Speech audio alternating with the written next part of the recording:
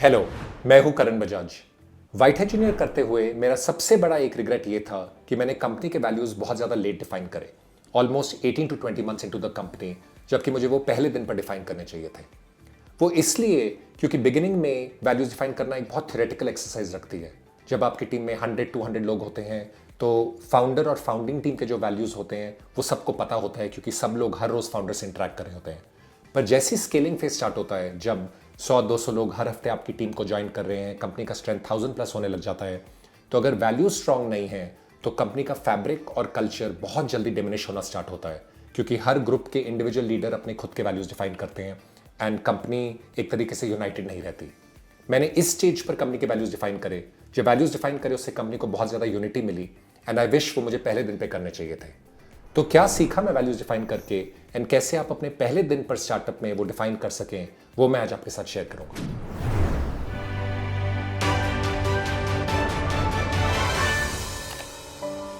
तो कैसे डिफाइन करें अपनी कंपनी के लिए very great iconic values? 3 principle. First, strength over ideals. Second, specific over generic. Third, energy over inspiration. इनको एक एक करके ब्रेक डाउन करते हैं। First, strength over ideals. अगर आपने एक कंपनी स्टार्ट करी है, आप उन 1% लोगों में से हैं जिन्होंने इतना बड़ा एक ब्रेव मूव लिया है, तो कुछ है आपकी पर्सनल जर्नी में, आपकी फाउंडिंग टीम की पर्सनल जर्नी में, which has got you this far. And आपको वो स्ट्रेंथ्स यूज करके अपने वैल्यूज को डिफाइन करना चाहिए वर्सेस एक theoretical ideal. So for example, एक वैल्यू का बहुत अच्छा एग्जाम्पल है गूगल का। उनकी एक वैल्यू है कि you can be serious in a suit. Now ये बहुत ज़्यादा स्पेसिफिक है गूगल के लिए, बिकॉज गूगल एक कॉलेजियल एथॉस से बना है एंड कॉलेजियल एथॉस जो कि काफ़ी कैजुअल है, उससे भी आप एक बहुत स्ट्रॉन्ग कंपनी बना सकते हैं। इसलिए उनका ये जो वैल्यू कि you can be serious in a suit, Google के लिए बहुत ज़्यादा स्ट्रॉन्ग और स्पेसिफिक है एंड उनके स्ट्रेंथ्स के ऊपर बेस्ड है, वर्सेस एक आइडियल वैल्यू की बी अकाउंटेबल और बी रिस्पॉन्सिबल, जो कि एक टिपिकल कंपनी में आप देखते हैं। सिमिलरली वाइट इंजीनियर के केस में मैंने जब डिफाइन करा था वैल्यू, तो एक वैल्यू था 10x थिंकिंग 10x इम्पैक्ट। ये मेरे पर्सनल स्ट्रेंथ से बहुत ज़्यादा लिंक था, क्योंकि मेरी पर्सनल जर्नी के अंदर भी मैंने हमेशा एक 10x थिंकिंग करके अपनी लाइफ को एक्सपैंड करा। जब एक कॉर्पोरेट जॉब में था तब सोचा कि कैसे कॉर्पोरेट जॉब भी अच्छे से करूं, पर एक ऐसी बुक लिखूं जिससे हंड्रेड्स और थाउजेंड्स लोगों को इंस्पिरेशन मिले। तो हमेशा एक दिमाग में मेरे ये था कि कैसे अपनी थिंकिंग को एक्सपैंड कर सकता हूँ, अपने गोल्स को एक्सपैंड कर सकता हूँ अपनी लाइफ को एक्सपैंड करने के लिए।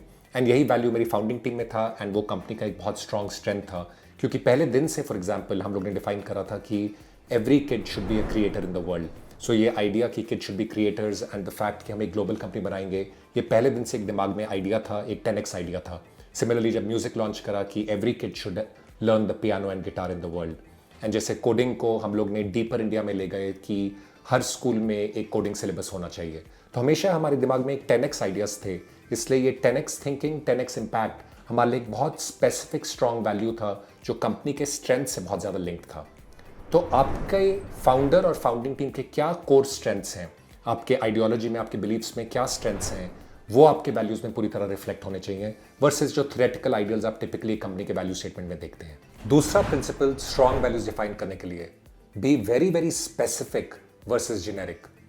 अगर आप 99% कंपनी वैल्यूज पढ़े इंटरनेट पर, तो वो बहुत ज़्यादा जेनेरिक होते हैं।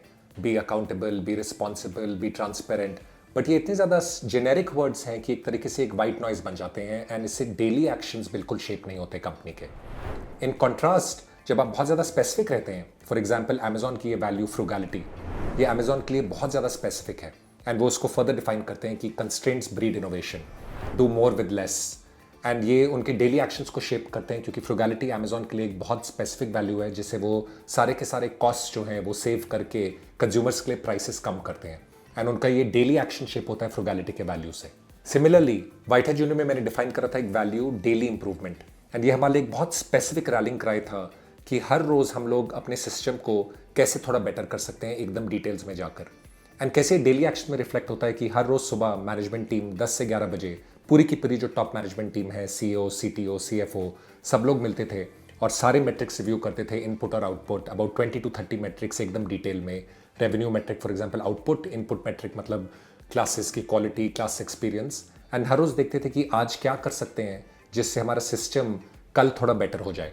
एंड ये एकदम रिगरस डिसिप्लिन था जो 3 साल तक हर रोज़ not even a single day हम लोग ने मिस करा था, मंडे टू सैटरडे, जब हम लोग 10 से 11 बजे मैनेजमेंट टीम एक मैट्रिक्स रिव्यू करके ये डिसाइड करते थे कि आज क्या बेटर कर सकते हैं।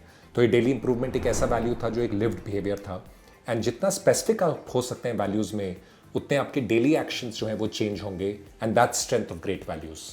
तीसरा प्रिंसिपल, एनर्जी ओवर इंस्पिरेशन। जब आप एक कंपनी के वैल्यूज़ पढ़ें तो एक फीलिंग ऑफ एनर्जी आनी चाहिए, थोड़ी आपकी पल्स रेस होनी चाहिए, वर्सेस एक वेग सेंस ऑफ इंस्पिरेशन।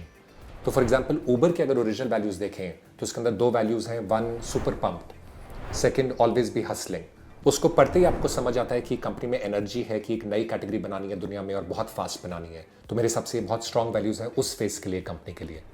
सिमिलरली जब मैंने वाइट हैट जूनियर में वैल्यूज़ लिखी थी तो 2 वैल्यूज़ लिखी थी, एक be an owner not a renter, दूसरा मेरिटोक्रेटिक यूटोपिया।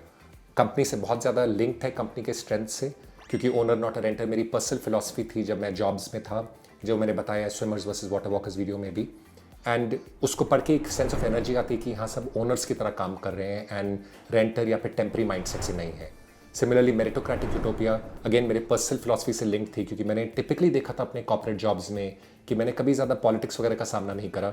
अगर काम में अच्छा कर रहा था तो मैं आगे बढ़ता गया। तो मैं भी चाहता था कि अपनी कंपनी में एक फीलिंग ऑफ मेरिटोक्रेसी होनी चाहिए कि हाँ कोई पॉलिटिक्स नहीं है, जो जितना काम करेगा, जो जितना अच्छा करेगा वो उतना आगे बढ़ सकता है जल्दी। एंड स्पेशली फॉर ऑलमोस्ट 75% हमारे अगर ऑर्गेनाइजेशनल स्ट्रेंथ विमेन है, क्योंकि टीचर्स थे, I wanted them to feel कि यहाँ पे कोई डिफरेंस नहीं है आपके जेंडर में, आपके बैकग्राउंड में, आपके एक्सपीरियंसेस में। Only thing that matters is कि आपका परफॉर्मेंस क्या है, एंड अगर परफॉर्मेंस अच्छा है तो आप बहुत फास्ट बहुत आगे बढ़ सकते हैं। तो अगेन ये वैल्यूज़ पढ़ के एक फीलिंग ऑफ एनर्जी आती है, एंड अगर ये आपके स्ट्रेंथ से लिंक्ड है और स्पेसिफिक है तो इन कॉम्बिनेशन ये बहुत ज़्यादा स्ट्रॉन्ग वैल्यूज़ बनेंगे। फाइनली, कैसे कम्युनिकेट करें अपनी वैल्यूज़ को ताकि वो आपके एम्प्लॉयज़ के डेली एक्शन का पार्ट बन जाए। उसके लिए रूल ऑफ 7 बहुत ज़्यादा यूजफुल है। इस रूल के हिसाब से आपको एक मैसेज 7 टाइम एक एम्प्लॉय को कम्युनिकेट करना पड़ेगा बिफोर वो एक बार सुने। एंड ये जनरल रूल है, आपको कोई भी मैसेज 7 टाइम किसी को बताना पड़ेगा बिफोर वो एक टाइम उसके माइंड का पार्ट बन जाए।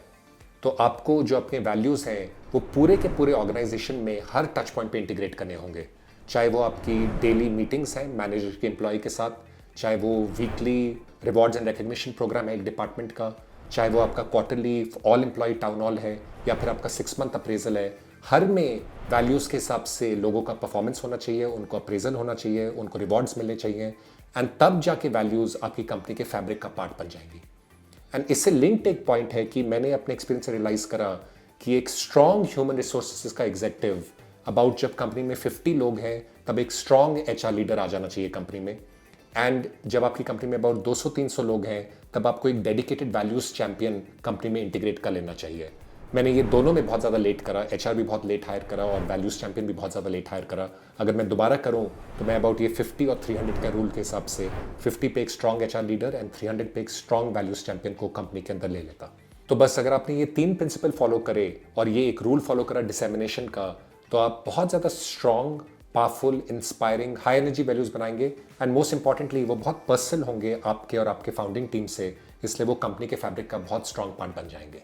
कमेंट्स में मुझे 2 चीज़ बताइए, आपकी कंपनी के वैल्यूज़ क्या हैं एंड क्या आपको इंस्पिरेशन लगता है उनके बारे में, ताकि बाकी लोग पढ़ के इंस्पायर हो सकें। और अगर आपको इंटरेस्ट है वाइट हैट जूनियर के फाइनल वैल्यूज़ जानने के लिए तो वो मैं आपको पर्सनली ईमेल कर सकता हूँ, तो मुझे कमेंट्स में लिखिए।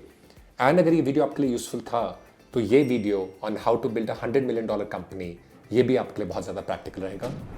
मैं हूँ Karan and I will see you in the next video.